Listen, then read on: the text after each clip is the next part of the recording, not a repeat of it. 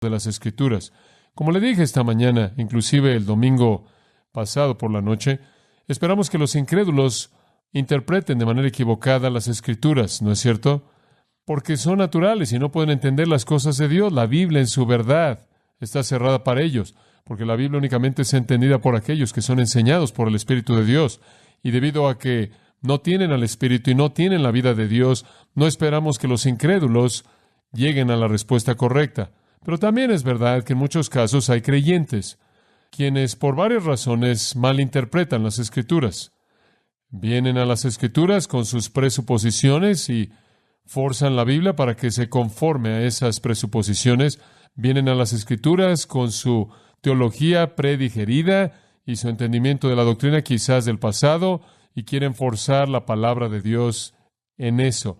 O quizás están enamorados de algún maestro prominente o escritor prominente y en cierta manera se alinean con ese individuo y quieren afirmar lo que él dice o lo que ese grupo dice sin considerar un entendimiento cuidadoso de las Escrituras. Obviamente se ha hecho un daño severo a la obra de Dios, un daño severo se ha hecho en contra de la Iglesia de Jesucristo mediante la mala interpretación de la Escritura. Y hay tantas malas interpretaciones de la Escritura bajo el nombre del cristianismo que la mayoría de la gente no cristiana asume que no hay una interpretación correcta de la Biblia. ¿No es justo decir eso? La mayoría de la gente no cristiana diría, bueno, es la interpretación personal de todo mundo, eso es obvio porque hay tantas perspectivas. Y eso es algo más bien extraño, porque en la mayoría de los casos, si usted es, por ejemplo, un musulmán, usted está encerrado en una perspectiva bastante clara y común de los escritos musulmanes que tienen autoridad. Y en esencia son aceptados de manera universal y entendidos de la misma manera. Si usted es un mormón, no hay muchas variaciones en cómo las Escrituras deben ser interpretadas y qué doctrinas son creídas. Si usted es un testigo de Jehová, sería lo mismo. Si usted está en la ciencia cristiana o en cualquier otra de las sectas cuasi cristianas, hay una uniformidad mucho mayor. Inclusive dentro de la Iglesia Católica Romana hay mucho menos confusión acerca de lo que la Iglesia enseña de lo que hay en el cristianismo evangélico y verdadero. Y una de las razones por las que durante la época oscura la Iglesia Católica Romana no quiso que la gente tuviera la Biblia, una de las razones por las que nunca colocaron la Escritura en las manos de la gente por el periodo de tiempo desde, digamos, del 500 al 1500, el periodo conocido como la época oscura, era porque tenían miedo de que si la gente tenía acceso a la Escritura, sin la capacidad y la preparación para interpretarla correctamente, la malinterpretarían. Y entendemos ese temor porque eso de hecho es el caso. Mientras que todavía tenían una responsabilidad de colocar la Escritura en las manos de la gente, era una suposición correcta que cuando tenía la gente la palabra de Dios, terminarían con todo tipo de malas interpretaciones. No obstante, por otro lado, era una suposición incorrecta que solo la Iglesia podía ser el intérprete con autoridad de la Escritura. Solo el sistema católico romano tenía el derecho de ser el intérprete. Esa también fue una suposición equivocada. La suposición correcta es que usted le da la palabra de Dios a la gente y después usted le enseña a la gente a cómo trazar correctamente la verdad. Usted no la mantiene alejada de ellos. Pero es verdad, la Biblia en manos de la gente puede ser la fuente de la verdad o la fuente de la confusión, inclusive dentro del marco de la Iglesia. La Iglesia ha terminado con todo tipo de doctrinas muy raras debido a malas interpretaciones. De hecho, tipos de cosas raras han ocurrido en la vida de la Iglesia debido a una mala interpretación de la palabra de Dios. Sectas han surgido, como usted sabe, a lo largo de la historia debido a la mala interpretación, con mucha frecuencia mala interpretación codificada de manera categórica y definida por gente singular como Mary Baker Eddy, en el caso de la ciencia cristiana, o visión especial supuestamente que vino a José Smith en el caso de los mormones, y todos esos siendo entonces la interpretación o la interpretación apropiada de la Escritura. Pero no solo mediante esos medios místicos, todavía hay en la actualidad muchas personas cristianas quienes ofrecen una interpretación o un entendimiento de la Escritura que es totalmente equivocado. Su influencia varía. Algunas de esas personas nunca obtienen o llegan a tener ninguna influencia fuera de su propia casa, por lo cual podemos estar agradecidos hasta cierto grado. Otros de ellos tienen mucha influencia, han sido impresos, están en libros, sus libros se han distribuido mucho y el caos reina de extremo a extremo. Realmente entendemos eso. Sabemos que hay mucha confusión. De hecho, le he dicho muchas veces, no necesito señalarlo de nuevo, excepto por comentar acerca de esto de manera muy breve, que vivimos en un tiempo, en el marco de los evangélicos, en donde decir que esta es la interpretación correcta y todas estas están equivocadas es visto como algo no espiritual, no amoroso, impío. Porque inclusive los cristianos han llegado a la conclusión de que casi cualquier cosa se acepta al interpretar la Biblia. Supuestamente debemos tolerar a la gente que cree en la cruz, por ejemplo, que Jesús se convirtió en un pecador y tuvo que ir al infierno y sufrir por los pecados de él. Supuestamente debemos abrazar a esas personas como nuestros hermanos cristianos y tolerar eso.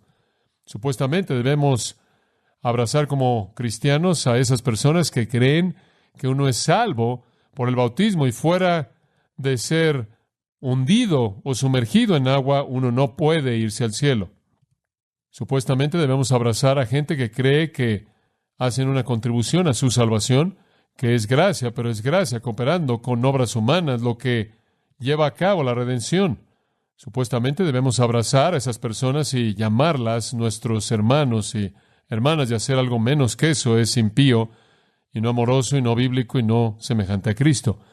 Debemos supuestamente abrazar a gente que malinterpreta y malentiende de manera total la importancia de la inspiración, que no entiende que la Biblia es el fin de toda revelación y que malinterpreta el ministerio del Espíritu Santo, y debemos abrazarlos de manera inequívoca y sin cuestionarlos, y cuestionar su mala interpretación de esas cosas de alguna manera es atacar la unidad de la iglesia. Ese es el ambiente de la actualidad, y no es un ambiente en el que la interpretación bíblica cuidadosa probablemente va a florecer, ¿verdad? Porque la interpretación bíblica cuidadosa, por naturaleza, es divisiva, porque si usted llega a una conclusión correcta de las Escrituras, entonces todo lo demás está mal. Y entonces no es un tiempo para esto desde el punto de vista del ambiente del cristianismo en la actualidad, pero ciertamente es un tiempo para esto desde el punto de vista de Dios, quien nos manda a conocer su palabra y trazarla de manera correcta. Somos llamados a un entendimiento apropiado de las Escrituras para que podamos entender verdaderamente el mensaje de Dios, para que podamos practicarlo, creerlo y vivirlo. Debemos también entender la palabra de Dios, porque cuando la creemos, la vivimos, la practicamos, por lo tanto, traemos sobre nuestra vida la plenitud de la bendición de Dios y tenemos la oportunidad de darle la gloria que su nombre merece. Cualquier mala interpretación de la Escritura es un cortocircuito del propósito que Dios diseñó para ella. Y usted no puede justificar eso de ninguna manera. Entonces vemos de nuevo la responsabilidad del estudio de la Biblia. Ahora hablemos tan solo de algunas cosas básicas que son necesarias. Y voy a repasar la que le di hace una semana atrás y después vamos a pasar a otras. Para entender la Escritura, lo primero que usted tiene que hacer es leer la Biblia. Ahora eso podría ser un shock para usted, pero ahí es donde usted debe comenzar. La mayoría de la gente no sabe lo que la Biblia significa porque no sabe lo que dice. Y quizás hay gente que en cierta manera está a una distancia de la Escritura y dice, hombre, ciertamente nunca podría yo entender este asunto, entonces ni siquiera voy a tratar. Nada podía estar más lejos de la verdad. Quizás si le preguntáramos a la gente que está algo familiarizada con la Biblia, ¿cuál sería el libro más difícil de la Biblia que entender? Probablemente dirían que es Apocalipsis. Probablemente la mayoría de la gente diría que el libro de Apocalipsis es difícil de entender. Conozco muchos predicadores que a lo largo de la vida de su ministerio nunca predicarían el libro de Apocalipsis porque no creen que ellos lo pueden entender. Y eso es porque han abandonado la hermenéutica apropiada para interpretarlo. Porque si lo interpretan con la hermenéutica correcta, tienen que interpretarlo de manera literal, y si lo interpretan de manera literal, va en contra de su teología histórica, y realmente no quieren hacer eso, entonces simplemente no saben qué hacer con el libro de Apocalipsis y lo dejan afuera. Pero la mayoría de la gente diría que probablemente es el libro más difícil de entender. Sin embargo, al principio de este libro, dice en el capítulo 1, versículo 3, bienaventurado el que lee y los que oyen las palabras de esta profecía y guardan las cosas en ella escritas, porque el tiempo está cerca. ¿Quiere una bendición? Lea Apocalipsis. Escuche lo que dice, entienda lo que dice y practíquelo. Ahora, yo creo que el libro de Apocalipsis puede ser entendido si usted tan solo lo lee. Es muy claro lo que dice. Es solo cuando la gente lo trata de manera mística que se vuelve confuso. Obviamente hay algunos elementos de las profecías ahí que nunca entenderemos hasta que de hecho se cumplan, pero eso es verdad de toda la profecía. Pero el mensaje del libro, exaltando a Jesucristo, hablando de la glorificación de los santos y del juicio de los impíos, es muy claro en el libro de Apocalipsis. Usted comienza a leer la Biblia. Le sugerí que la manera de hacer eso es leer la Biblia de manera repetitiva. Abra su Biblia, si es tan amable, en Isaías capítulo 28. Y simplemente quiero establecer un principio aquí que creo que es muy básico y muy importante. Isaías capítulo 28. Supongo que si usted le fuera a preguntar a los judíos del día de Isaías, ¿en dónde estaban en la escala de madurez espiritual? Se habrían colocado a sí mismos a un nivel bastante elevado, habiendo recibido los oráculos de Dios, teniendo la ley de Dios y teniendo los diferentes escritos santos que les habían sido concedidos y las palabras de los profetas que les habían llegado, y ciertamente incluido en eso está el ministerio de predicación de Isaías. El pueblo de Israel se habría presentado a sí mismo como estudiantes de la revelación de Dios, estudiantes de la escritura revelada del Antiguo Testamento. Se habrían presentado a sí mismos como aquellos que tenían el conocimiento de Dios y la sabiduría de Dios y que entendían a Dios y su verdad. Pero esa no era la manera en la que Dios lo vio. Dios los vio no como maduros, sino como totalmente inmaduros. Él los vio no como adultos en términos de entendimiento, sino como infantes en términos de entendimiento. Y entonces Isaías les habla en ese sentido en el capítulo 28, versículos 9 y 10. ¿A quién se enseñará ciencia? ¿O a quién se hará entender doctrina? Hablando de Dios. ¿A los destetados? ¿A los arrancados de los pechos? Porque, versículo 10, mandamiento tras mandamiento, mandato sobre mandato, renglón tras renglón, línea sobre línea, un poquito allí, otro poquito allá, porque en lengua de tartamudos y en extraña lengua hablará este pueblo. Ahora, cuando Dios procedió a hablarle a su pueblo Israel mediante el profeta Isaías, Él tuvo que hablarles como si fueran tan solo infantes, como si acababan de ser destetados, como si se les acababa de quitar la leche. Eran infantes y tenían que ser tratados como infantes. ¿Y cómo enseña usted a un infante? ¿Cómo instruye usted a un infante en conocimiento? ¿Cómo le enseña a un niño cuando están en su infancia, cuando apenas están comenzando a tener la capacidad de aprender? Usted les enseña de esta manera. Mandamiento tras mandamiento, mandato sobre mandato, renglón tras renglón, línea sobre línea, un poquito allí, otro poquito allá. El meollo, repetición. Repetición simple. Repetición una y otra y otra y otra vez es como los pequeños comienzan a aprender. Así es como el pueblo de Dios tiene que aprender. Usted entra al reino de Dios, por así decirlo, según Mateo 18. Si podemos extender esta metáfora hasta el Nuevo Testamento, usted entra como un niño, usted es un niño de Dios y usted tiene ciertas características semejantes a las de un niño. Una de ellas es que usted necesita aprender la verdad de Dios y usted tiene que aprenderla por repetición. Es verdad de cualquier cosa que aprende. Usted la aprende por repetición. Inclusive como un estudiante en seminario, puedo regresar a los días cuando estaba esforzándome por aprobar exámenes en el seminario y mostrar mi capacidad en las diferentes cargas de los cursos que tuve que tomar y mostrar una capacidad a un nivel que pudiera alcanzar la calificación que quería alcanzar y proceder hacia mi graduación.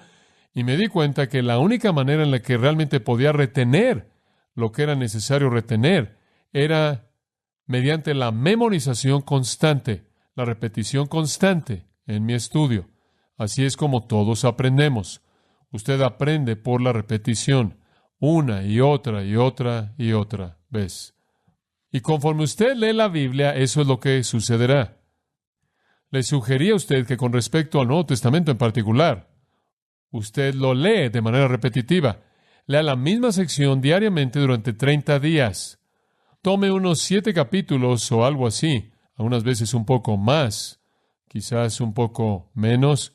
Si usted está leyendo un libro como Filipenses, que únicamente tiene 4 capítulos, entonces lea 4 capítulos diariamente durante 30 días. Si usted está leyendo un libro como Juan, divídalo en 3 secciones de 7, lea 7 durante 30 días, la siguiente 7 por 30, la siguiente 7 por 30. En 2.5 años usted puede cubrir el Nuevo Testamento entero de esa manera. Esa lectura repetitiva hará que usted se acuerde de lo que ha leído. Ahora usted dice, bueno, conforme avanzo a lo largo del Antiguo Testamento, hago lo mismo. No, simplemente léalo de una manera narrativa. Y cuando usted acabe, regrese y vuélvalo a leer. Y después regrese y vuélvalo a leer. Usted no puede recordar el volumen vasto de detalle y la amplitud del Antiguo Testamento, pero le recuerdo esto, que los temas del Antiguo Testamento y los temas del Nuevo Testamento son muy claros y no son muchos. ¿Se acuerda usted de lo que le dije eran los temas básicos de la Escritura? En primer lugar, la Escritura es el descubrimiento personal de Dios. Nos dice acerca de Dios. Entonces, conforme usted lea a lo largo de las Escrituras, puede comenzar en Génesis y leer a lo largo del Antiguo Testamento, señale en su mente todo lo que es verdad acerca de Dios. Y usted se va a dar cuenta que hay cosas que son repetidas una y otra vez. Que Dios es sabio, y Dios es poderoso, y Dios es el creador, y Dios es un juez, y Dios es justo, y Dios es misericordioso y demuestra misericordia. Usted lo ve aquí, lo ve allá, lo ve aquí, lo ve allá. Y entonces hay una repetición de eso a lo largo del Antiguo Testamento. Todo libro no descubre algún tipo de revelación totalmente nueva que nunca antes había sido conocida, sino que más bien desarrolla o presenta de una nueva manera, en un nuevo ambiente, en un nuevo contexto, en una nueva experiencia, quién es Dios. De tal manera que usted está oyendo acerca de Dios una y otra y otra y otra vez. En segundo lugar, dijimos que la Biblia señala que Dios tiene una ley que el hombre viola y, como resultado de eso, él sufre la maldición de Dios. La violación de la ley de Dios, desobediencia a Dios, trae maldición. Eso es claro en la Escritura. Usted comienza en Génesis y usted lo ve inmediatamente en la caída. Usted lo vuelve a ver una y otra y otra y otra vez conforme usted avanza a lo largo del registro del Antiguo Testamento. A donde quiera que usted va a encontrar el mismo tema básico, ilustración tras ilustración tras ilustración. En tercer lugar, dijimos que para aquellos que guardan la ley de Dios y obedecen la ley de Dios, hay bendición prometida. Usted verá eso repetido una y otra vez. En donde está el honor de Dios, la adoración de Dios, en donde el pecador reconoce su pecado y viene a Dios y busca glorificarlo y honrarlo y cree en Él y confía en Él y le obedece, habrá bendición de manera repetida. En el Antiguo Testamento ese registro es desarrollado. El cuarto gran tema del Antiguo Testamento es que hay un Salvador que está por venir. El hombre está en una necesidad desesperada. Él es culpable ante un Dios santo. Debido a su pecado, él no puede hacer nada por esto por sí mismo. Alguien debe venir a pagar el castigo por el pecado del hombre. Ese alguien vendrá y ese es el Salvador. Cuando usted está leyendo en Génesis, usted va a leer acerca de uno que vendrá y va a herir la cabeza de la serpiente. Usted va a leer acerca de un gobernante que va a venir y será Shiloh, por así decirlo, quien va a traer paz. Conforme usted avanza, usted va a leer acerca del cordero sacrificial. Usted va a leer acerca de un día de expiación. Usted va a leer acerca de un chivo expiatorio que llevó el pecado. Todo eso retratando al Salvador venidero.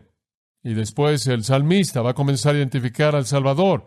Inclusive va a citar lo que el Salvador dirá cuando Él cuelgue en la cruz. Y después usted va a leer los profetas. Y ellos van a predecir cosas acerca del Salvador, acerca de su nacimiento, acerca de su vida, acerca de su muerte, acerca de su resurrección, y así sigue. El Salvador será ese tema recurrente una y otra y otra y otra vez.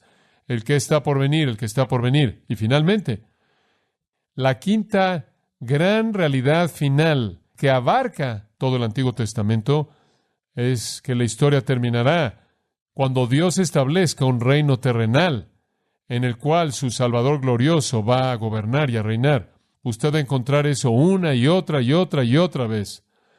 Dios va a tomar de regreso la tierra, el paraíso será recuperado. Esos son los 5 grandes temas que abarcan el Antiguo Testamento y, claro, a lo largo del Nuevo Testamento también. Entonces, cuando usted lee el Antiguo Testamento, simplemente siga leyendo y leyendo y leyendo. Usted puede colgar todo lo que usted lee en esos 5 ganchos. Entonces hay repetición. Solo están esos pocos temas en la Biblia. Y esos temas obviamente tienen diferentes sombras y matices y diferentes facetas de importancia y abren muchas verdades. Pero todos están construidos en torno a esos temas. Leer la Biblia lo va a colocar usted de cerca a esos temas y va a hacer que usted se familiarice con esos temas y muchas afirmaciones explícitas de esos temas, las muchas ilustraciones de esos temas en la historia que Dios ha registrado para nosotros en el Antiguo Testamento. Otra cosa acerca del Antiguo Testamento en su lectura es que el Antiguo Testamento es simple. Y digo eso en este sentido. El idioma hebreo es simple. Es un idioma concreto. No es un idioma abstracto como el griego. El griego tiene muchas abstracciones. El griego es un idioma cognitivo, mientras que el hebreo es un idioma activo, de acción. El idioma hebreo es muy específico, muy concreto, muy claro. Y la mayoría de la terminología tiene un significado muy concreto y obvio. Usted debe tener la capacidad de leer el Antiguo Testamento y entender lo que está pasando. Usted podría encontrarse con una palabra que no entiende, usted podría encontrarse con una ceremonia que no entiende, usted podría encontrarse con un acontecimiento histórico que quizás es un poco confuso para usted, pero en general, el idioma hebreo es simple y directo. Y conforme usted lea a lo largo del Antiguo Testamento continuamente, y quiero sugerirle que usted lea primordialmente en la misma versión, ocasionalmente leer una versión diferente, simplemente para tener un matiz diferente de entendimiento, pero primordialmente en la misma versión para que usted incremente su familiaridad con el texto. Lea la Escritura. Ahora, conforme usted lee, y esto es lo que siempre he hecho, conforme usted lee, mantenga una especie de diario al lado de su lectura y señale las cosas que usted no entiende. Señale las cosas que usted no entiende. No se atore en su lectura con todo lo que usted no entiende conforme usted simplemente está leyendo. Siga leyendo y comience a hacer una lista. Escriba una pequeña lista para cada libro que usted está leyendo. Escriba el título del capítulo y comience a escribir las cosas que usted no entiende. Y usted va a comenzar, en cierta manera, a alimentar su curiosidad un poco. Ese es un proceso muy importante que realizar. Lea y escriba las cosas que usted no entiende para estudio futuro, para que usted pueda regresar y escarbe un poco más en mayor profundidad. Ahora, en el Nuevo Testamento, conforme usted está leyendo, lo que le dije que hiciera era tomar una tarjeta pequeña o algún tipo de tarjeta, como una pequeña nota o post-it o lo que usted quiere usar, y escriba el tema de todo capítulo. Escriba el tema de todo capítulo. Usted está leyendo a lo largo de 1 de Juan, usted está leyendo a lo largo de los capítulos de 1 de Juan, 5 capítulos. Usted le da un pequeño título a cada uno de esos 5 capítulos, lo cual planta en su mente lo que hay en ese capítulo. Memorice eso en los 30 días que está leyendo 1 de Juan. Manténgalo en su memoria, regrese y repítalo, y usted siempre va a saber en dónde están las cosas en la Biblia. Usted las puede encontrar fácilmente. No hay sustituto para esto. Es casi imposible calcular, por ejemplo, el número de sermones que alguien como Juan Wesley predicó. He oído los números arriba de 30, 40,000 sermones que él predicó. Está registrado en la historia que Juan Wesley, claro, predicó todo el tiempo. Algunas veces él predicó desde el amanecer hasta el atardecer, día tras día tras día tras día. Él predicó miles de sermones. De hecho, solía preguntarme cómo es posible que el hombre podía predicar esa cantidad de sermones. ¿Cómo es que él tenía tanto material en su mente? La respuesta viene cuando usted entiende que cada día de su vida Juan Wesley se levantó a las 4 de la mañana y procedió a seguir una rutina absolutamente rigurosa de lectura de las Escrituras, lo cual él hizo durante horas hasta que él estuvo listo para predicar en las mañanas. Y él leyó la Escritura, lo que es interesante, en 5 idiomas. Ahora, no esperamos ser capaces de hacer eso. Él tenía la capacidad de hacer eso. Eso le dio la amplitud y la extensión y la profundidad y la altura y todos los matices posibles en el entendimiento de la Escritura. Él era un hombre que literalmente estaba estallando con el conocimiento de la Escritura, lo cual alimentó esta capacidad inmensa que él tenía para predicar. Todo comienza con leer la Escritura de manera repetitiva. Uno de mis grandes maestros y el hombre que me influenció de manera tan maravillosa, el Dr. Charles Feinberg, quien fue en muchas maneras mi mentor, está ahora con el Señor, pero él en cierta manera fue mi héroe espiritual cuando hablamos de conocer la Biblia. Él conocía la Biblia también. Si había un hombre que no necesitaba leerla, él no necesitaba leerla. Él conocía prácticamente todo el Antiguo Testamento en hebreo. Él se había memorizado secciones enormes del Antiguo Testamento en hebreo y él tenía una mente tan increíble. No sé cuál era su coeficiente intelectual, pero él tenía esa memoria fotográfica de la que algunas veces la gente habla. Nunca pareció olvidarse de nada. Él tenía una mente inmensa, sin embargo, su hábito rutinario era leer a lo largo del Antiguo Testamento y el Nuevo 4 veces al año. Y él hizo eso durante décadas. Y esa es la razón por la que él tenía una familiaridad tan grande con el texto de la Escritura. Y como le dije antes, la familiaridad con el texto de la Escritura es su propia interpretación. Conforme usted comienza a leer la Escritura, comienza a interpretarse a sí misma, comienza a abrirse a sí misma, porque estas verdades coherentes son repetidas una y otra vez y la Biblia se vuelve su mejor fuente de explicación. Una Escritura explicando a otra. Y a usted le sorprenderá conforme usted comienza a absorber la palabra de Dios, leyendo, como le dije, a lo largo del Antiguo Testamento y después de manera repetitiva durante 30 días en el Nuevo. Usted hace eso por unos cuantos años y comenzará a maravillarse del entendimiento que usted tiene del significado de la Escritura, porque se vuelve tan clara simplemente debido a la repetición. Y, como le he dicho antes, simplemente lo voy a repetir de nuevo de manera breve. A mí me gusta interpretar la Biblia con la Biblia. Esa es la mejor fuente de interpretación. Y en la mayoría de los casos usted puede hacer eso. En otras palabras, nada en la Biblia está aislado de manera tan distante que usted tiene que interpretarlo en su propio contexto y no más allá de ese contexto. Todo en la Escritura, casi todo en la Escritura, está relacionado con otros asuntos en la Escritura que ayudan en la interpretación de ese asunto mismo. Una ilustración de eso, por ejemplo, y podrían haber muchas, pero una que viene a la mente al leer a lo largo de Juan capítulo 3, Jesús le habla a Nicodemo y Jesús le dice a Nicodemo, te es necesario nacer del agua y del Espíritu. Ahora alguien podría hacer la pregunta, ¿de qué está hablando? ¿Qué quiere decir con que te es necesario nacer del agua y del Espíritu? Y he oído a gente decir, bueno, el agua ahí significa bautismo. Necesita ser bautizado en el Espíritu y necesita ser bautizado en agua. Y hay grupos enteros de gente que enseña eso.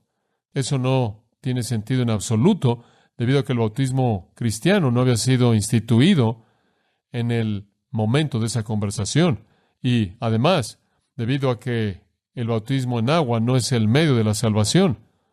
Otros han sugerido, y he oído esto predicado, que lo que eso significa, o si es necesario ser nacido del agua y del Espíritu, es que debe nacer físicamente. Ese es el agua. Usted sabe, el agua, la fuente se rompe y después viene el bebé. Y entonces ese es el agua que es parte del nacimiento humano, Debes nacer en términos humanos y después debes nacer del Espíritu. El problema con eso es que los judíos no se refirieron a eso como agua. La respuesta correcta simplemente está disponible para usted si usted lee Ezequiel. Porque en la profecía de Ezequiel, capítulo 36, Ezequiel dice, viene un nuevo pacto y en ese nuevo pacto Dios va a quitar el corazón de piedra de su carne y les va a dar un corazón de carne, un corazón tierno. Él va a colocar su espíritu dentro de ustedes y va a rociar agua sobre ustedes y los va a lavar. Y si usted avanza aún más en el Nuevo Testamento, usted va a descubrir que ese es el lavamiento del agua de la palabra. De eso está hablando. La Escritura da su propia explicación. Usted no necesita una explicación médica, una explicación clínica, y usted no necesita algún tipo de explicación eclesiástica. La Biblia misma es su mejor intérprete. Me acuerdo cuando estaba estudiando las epístolas de Pedro y estaba hablando de una frase muy interesante en Primera de Pedro. Primera de Pedro 1:2, para que obedezcáis a Jesucristo y seáis rociados con su sangre. Y leí esa frase y pensé, ¿qué significa eso? Y comencé a leer en comentarios y no podía encontrar algo que me satisfaciera. Encontré todo tipo de explicaciones. Y conforme comencé a estudiar, encontré ese mismo concepto en el capítulo 24 de Éxodo. Debido a que estaba familiarizado con lo que Éxodo dijo, regresé a Éxodo capítulo 24, versículos 3 al 8. Encontré una ceremonia entera y una ceremonia cuando el pueblo de Israel declaró su obediencia a Dios y que serían fieles a la palabra de Dios. Y en ese tiempo en particular, Moisés roció sangre en todos ellos como un símbolo de su declaración de obediencia. Y eso es precisamente lo que Pedro, quien era un judío, habría tenido en mente conforme él estaba escribiendo a judíos. Él les habría estado diciendo que cuando reconoces a Jesucristo como Salvador, eres como esos de la antigüedad, afirmando tu obediencia en un sentido simbólico, siendo rociado con su sangre en lugar de la sangre de un sacrificio en el caso de Éxodo 24. No necesito entrar en más detalles, fuera de decir que Éxodo 24 provee un entendimiento claro de lo que 1 Pedro 1:2 está diciendo. Entonces, ser un estudiante de la Biblia, en primer lugar, es entender toda la Escritura mediante una lectura repetitiva. Ahora vayamos a una segunda característica, y esa es interpretar la Biblia. Y vamos a tener un poco de tiempo en esto. Ahora usted la ha leído, y esperamos que conforme la ha leído, usted ha mantenido una especie de diario de las cosas que le interesan a usted, y usted va a pasar algo de tiempo adicional cada semana regresando a algunos de esos asuntos que usted escribió porque usted no los entendió. Y esto es lo que yo he hecho a lo largo de los años. Esas cosas que no entiendo se convierten en la lista prioritaria para mi propio estudio personal en profundidad. De nuevo, esto tiene que ir más allá de las devociones. Como mencioné esta mañana, simplemente en cierta manera leer la Biblia como una especie de ejercicio diario de 15 minutos y después leer otro pasaje al día siguiente y otro y nunca realmente entender la profundidad de lo que usted leyó, no va a cambiar su vida.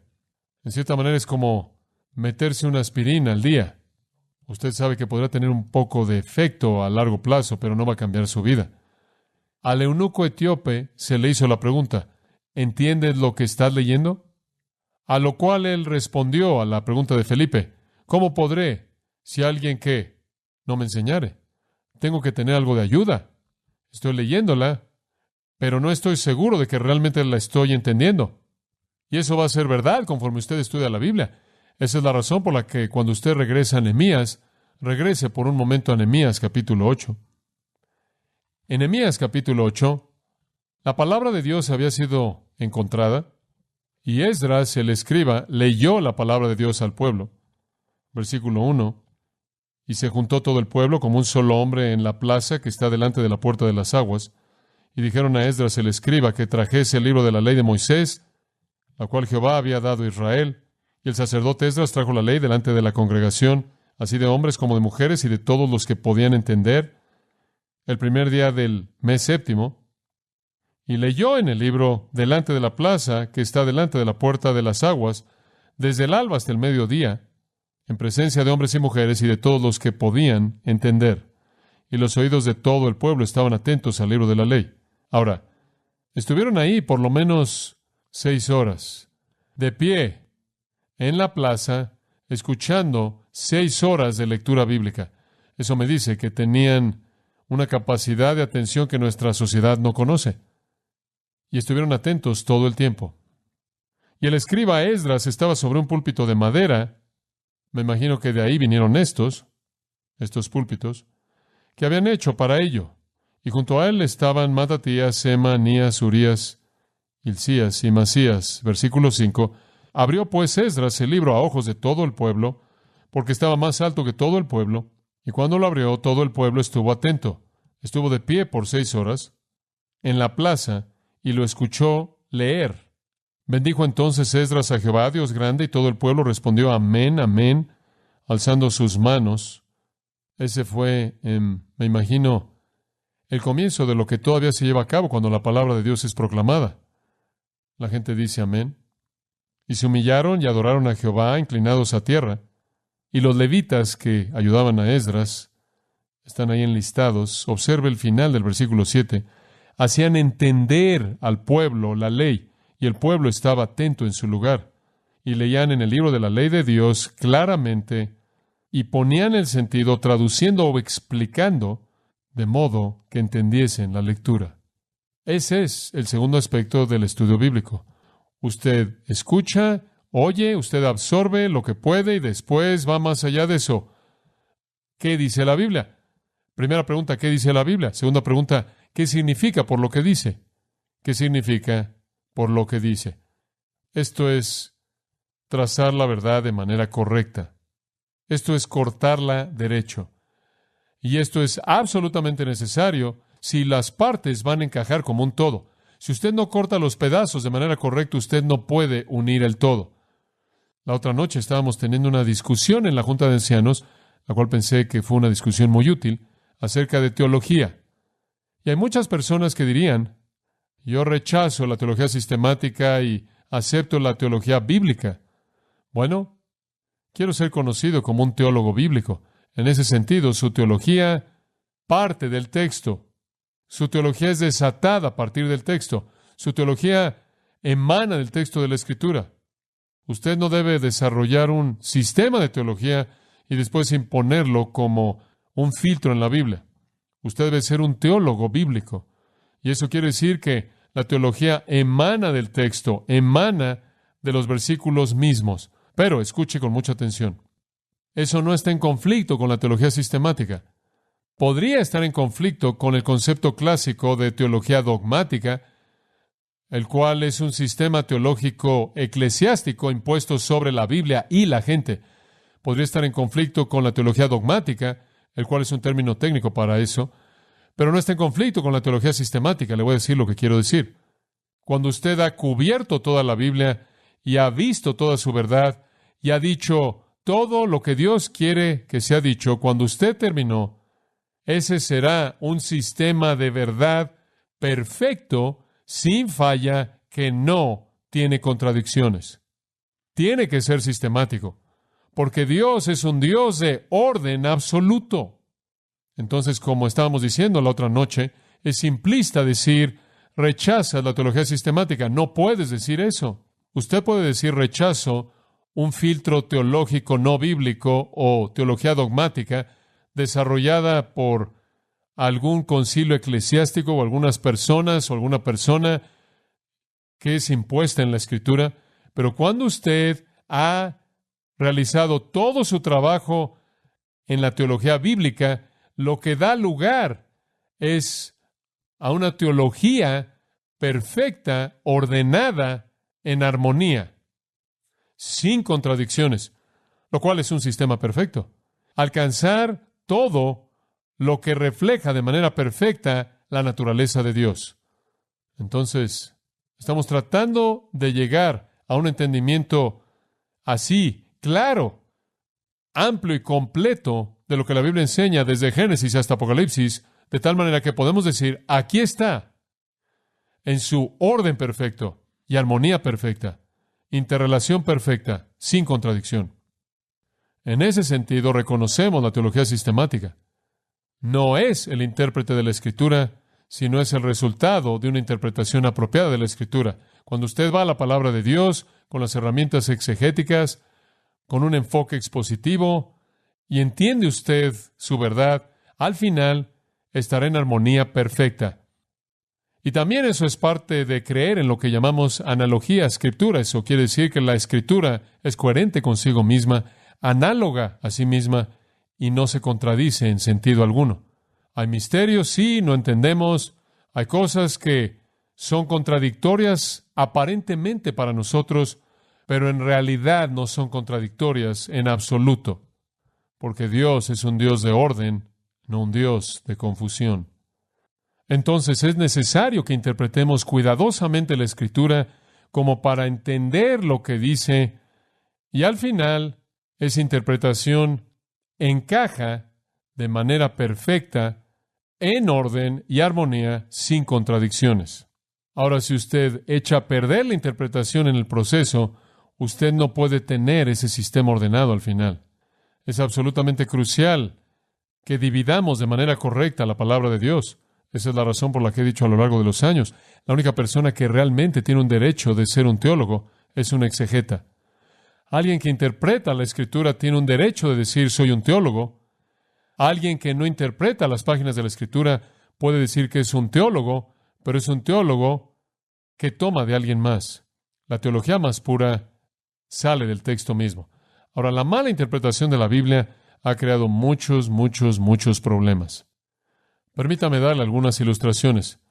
Algunos han dicho, debido a que los patriarcas en el tiempo de Abraham, Isaac y Jacob, los patriarcas practicaron la poligamia, también nosotros podemos. ¿Quién dice eso? La Iglesia mormona. Otros han dicho, debido a que el Antiguo Testamento apoyó el derecho divino del rey de Israel, todos los reyes tienen derechos divinos. Europa tuvo muchos reyes que ejercieron lo que pensaron que era un derecho divino, de alguna manera tomado de Israel en el Antiguo Testamento, en Estados Unidos inclusive. Existió este punto de vista interesante ahí en Massachusetts. Debido a que el Antiguo Testamento mandó la muerte de las brujas, nosotros también debemos matar a todas. Debido a que algunas plagas del Antiguo Testamento fueron de Dios, debemos evitar la higiene. Ahora ahí está una perspectiva interesante. Si usted comienza a ejercer demasiada higiene, usted va a estorbarle a Dios, porque Dios usa plagas para destruir a gente impía, y por eso debemos evitar la higiene. Aquí hay otra perspectiva interesante que ha surgido. Debido a que el Antiguo Testamento enseña que las mujeres sufren al dar a luz a los hijos como un castigo divino, jamás debe usarse anestesia. Ese es un pensamiento interesante, ¿no es cierto? Debido a que parte de la maldición de Dios sobre la humanidad es que las mujeres tengan dolor al dar a luz los hijos, cualquier cosa que suavice ese dolor va en contra de la voluntad de Dios. Y le conté acerca de la que me encontré en Rumania hace algunos años atrás, que también es verdad en Rusia.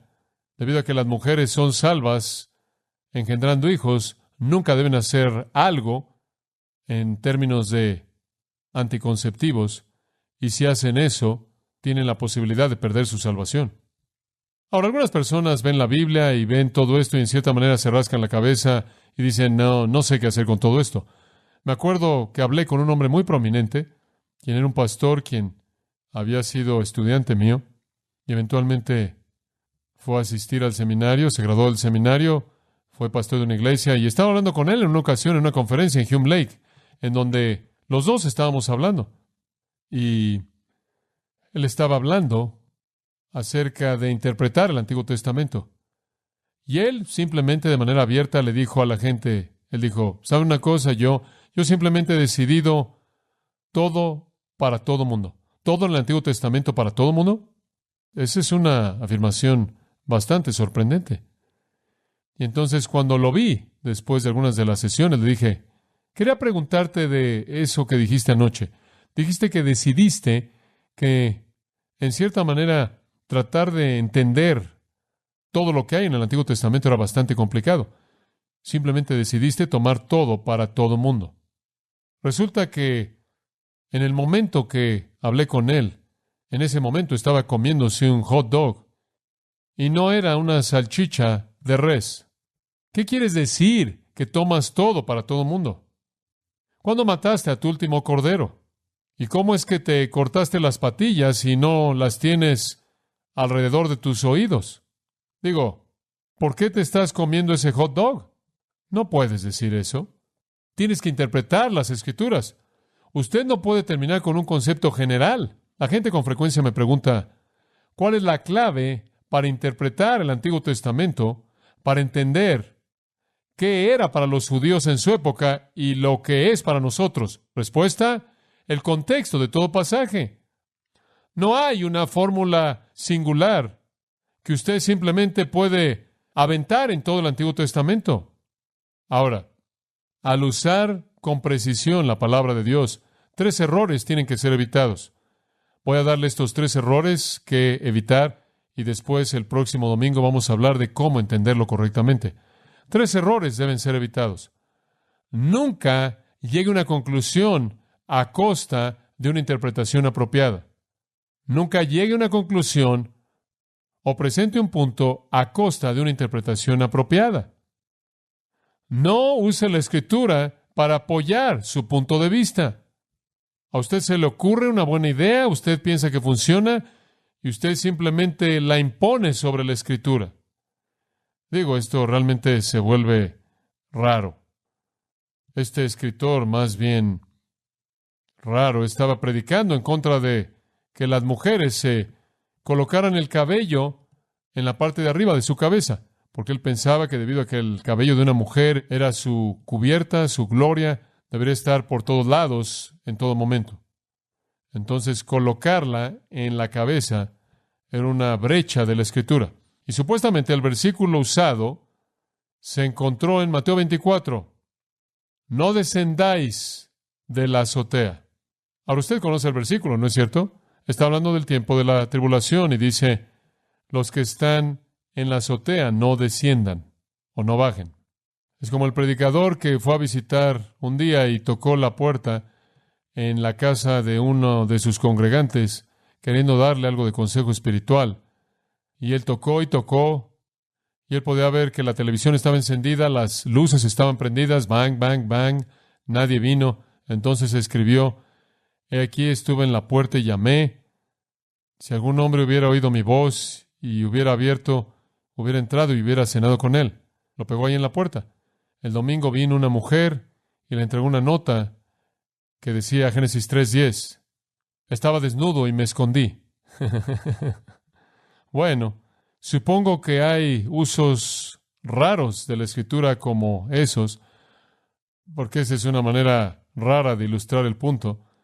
La Escritura se usa de manera torpe, esa es una cosa. La Escritura es usada de manera inapropiada. La Escritura es manipulada. Me acuerdo leer de una interpretación judía, de intérpretes judíos de la Escritura de hace mucho tiempo atrás. Cuando estaban escribiendo de la Torre de Babel, escribieron algunas cosas bastante raras. Habían algunos rabinos que estaban muy preocupados porque la gente en Israel no se preocupaba y no le mostraba amor hacia la gente. Y entonces tomaron la historia de la Torre de Babel y dijeron que la razón por la que Dios cambió todos los idiomas y esparció a las naciones por toda la tierra fue porque, ¿se acuerda usted de que ellos estaban construyendo esta torre y estaban construyéndola más y más y más alto? Los rabinos inventaron esta historia sorprendente acerca de hombres que eran los que tenían que cargar los ladrillos hasta la parte de arriba. Y conforme esto era más y más alto, tenían que subir más y caminar por esta escalera más y más alto. Y de acuerdo con este entendimiento rabínico, muchos de ellos se cayeron de esta escalera y murieron. Tomó muchas horas para un hombre cargar una carga de ladrillos a los que estaban colocando los ladrillos en la parte de arriba. Y claro, si un hombre se caía de la torre hacia abajo, nadie le ponía atención. Pero si él se caía hacia arriba, perdían sus ladrillos. Entonces estaban llorando porque los ladrillos se cayeron, y esa es la razón por la que Dios confundió su idioma, porque estaban más preocupados por los ladrillos que por la muerte de gente. Y así es como los rabinos interpretaron ese pasaje para poder enseñar su punto. Buen punto, a usted le debe preocupar más la gente que los ladrillos, pero no está ahí. No saque las Escrituras del contexto. No presente un punto a costa de una interpretación que es precisa y verdadera.